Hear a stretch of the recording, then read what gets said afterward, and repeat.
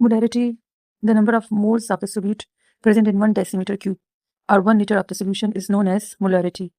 As you know, 1 decimeter cube is equal to 1 liter. Molarity is usually denoted by M, and unit of molarity is moles per decimeter cube or mole per liter. As I said earlier, decimeter cube जो होता है वो liter के बराबर होता है.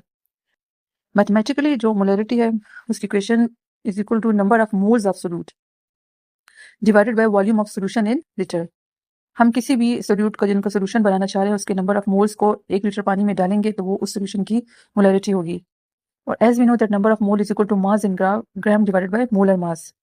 Previously मैं describe कर चुकी हूँ कि हम मोल्स कैसे निकालते हैं कि मास इन ग्राम जो हमें किसी भी सब्सटेंस का मास दिया होगा उसको हम उसके उसी कंपाउंड के मोलर मास पर डिवाइड कर देंगे. जैसे सोडियम हाइड्रोक्साइड का अगर हमें मास गिवन है लेबोरेटरी में तो हम अगर 2 ग्राम है तो हम 2 ग्राम को उसके मोलर मास जो सोडियम हाइड्रोक्साइड का हम थ्रू प्रोडक्ट टेबल निकालेंगे 23 सोडियम का 1 हाइड्रोजन का और ऑक्सीजन का 16 है तो उन सबको हम प्लस करेंगे तो हमें सोडियम हाइड्रोक्साइड का मोलर मास आएगा. तो जब मास इन ग्राम को मोलर मास पे डिवाइड करेंगे तो हमारे पास सोडियम हाइड्रोक्साइड के नंबर ऑफ मोल्स आ जाएंगे.